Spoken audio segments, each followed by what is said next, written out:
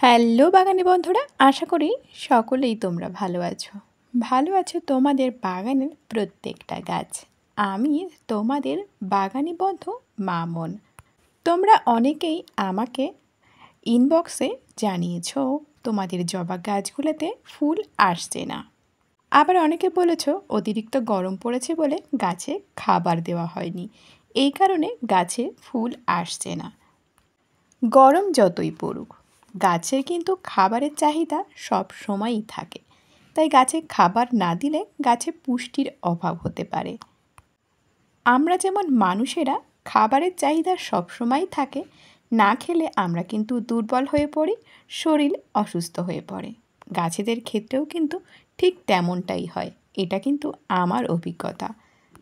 তাদেরকে আমরা যদি ঠিকমতো খাবার না দিই, ঠিকমতো যত্ন না করি, তাহলে তারা কখনোই ভালো পরিমাণে ফুল কিন্তু দেবে না। তারা যদি সুস্থ না থাকে তাহলে কিভাবে সেই গাছগুলো ফুল দেবে? আবার অনেক সময় দেখা যাচ্ছে গাছে নানান রকম পোকামাকড়ের আক্রমণ হচ্ছে, তার কারণে কুঁড়িগুলো নষ্ট হয়ে যাচ্ছে। অনেক সময় অনেক পোকারা কুঁড়িগুলো খেয়ে ফেলে। তবে বেশিরভাগ ক্ষেত্রেই কিন্তু গাছে খাবারের অভাব, পুষ্টির অভাবের কারণেই কিন্তু ফুল ফুটছে না, ফুল ফোটার আগে ঝরে যাচ্ছে, অনেক গাছে কুঁড়িও আসছে না। অবশ্যই আমি তোমাদেরকে বলবো গাছে কিন্তু গরম পড়লেও খাবার দিয়ে যেতে হবে। আমি কিন্তু আমার ছাদ বাগানের সমস্ত গাছগুলোতে সারা বছরই কিন্তু খাবার দিয়ে যাই। গাছে আমি কী খাবার দিই এর আগে তোমাদের সাথে অনেকবার কিন্তু শেয়ার করেছি। সেই খাবারই কিন্তু আমি আমার ছাদ বাগানের সমস্ত রকম গাছে দিয়ে থাকি। কদিন আগেও কিন্তু এই গাছগুলোতে আমি খাবার দিয়েছিলাম। আর এই যে জবা গাছটা দেখছো, এই জবা গাছটাই কিন্তু কয়েকদিন আগে ফুলের দেখাই ছিল না, কুঁড়ির দেখাও কিন্তু একদমই ছিল না।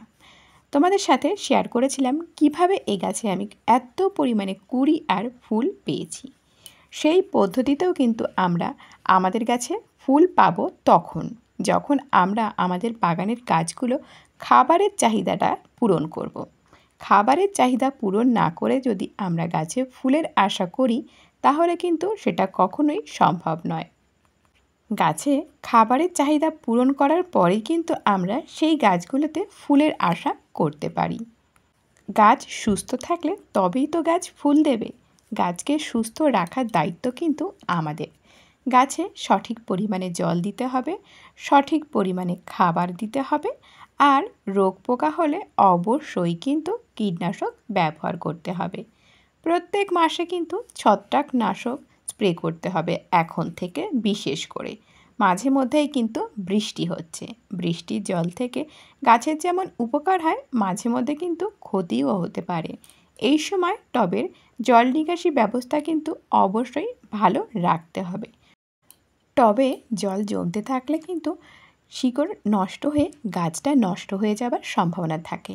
এই সময় কিন্তু আমরা একটু ছত্রাকনাশক জলে গুলে টবের মাটিতেও দিতে পারি, বেশ ভালো হবে, কোনো রকম ক্ষতি কিন্তু হবে না, উপকারই হবে।